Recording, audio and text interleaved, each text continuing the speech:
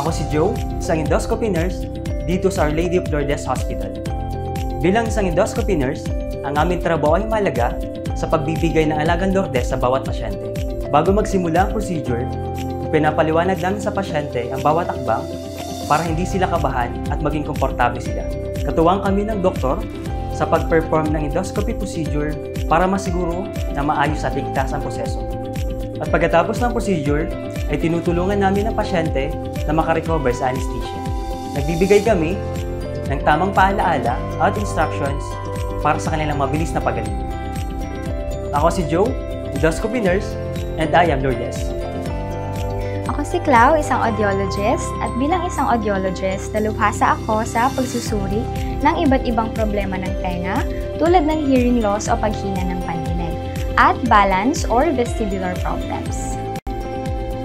Ang aking misyon ay makatulong sa aking mga pasyente na mapabuti ang kanilang kalidad ng buhay sa pamamagitan ng pagbibigay ng kalidad na pangangalaga at paggamit ng pinakabagong teknolohiya sa larangan ng audiology. Ako si Clau and I am Lourdes. My name is Van, a radiologic technologist.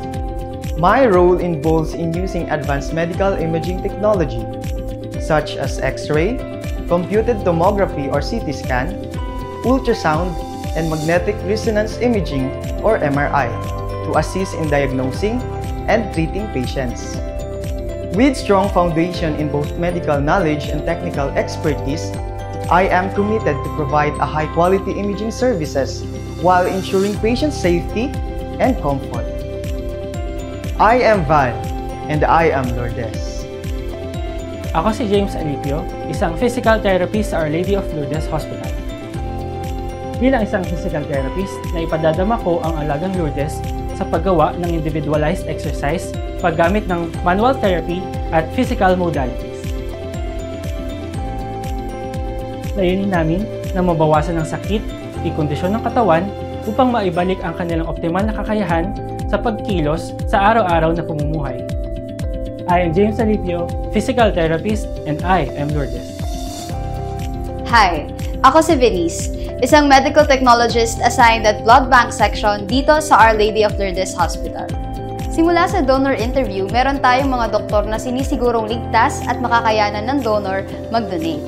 Isa sa parte ng aming trabaho ay siguraduhin ligtas at dugma ang dugo mula sa aming blood donors. Pagkatapos nating masigurong ligtas ang ating nakuhang dugo, ito naman ay isasailalim sa cross-matching, kung saan sinusuri ang dugo ng donor at ng pasyente kung ito ba ay compatible. Isa sa mga sinusuri namin ay ang mga sexually transmitted disease kagaya ng HIV at hepatitis B. Pinapakita namin ang alagang Lourdes sa pamamagitan ng masigurong ligtas at dumaan sa proseso ang mga dugong isasalin sa aming mga pasyente. I am Venice and I am Lourdes.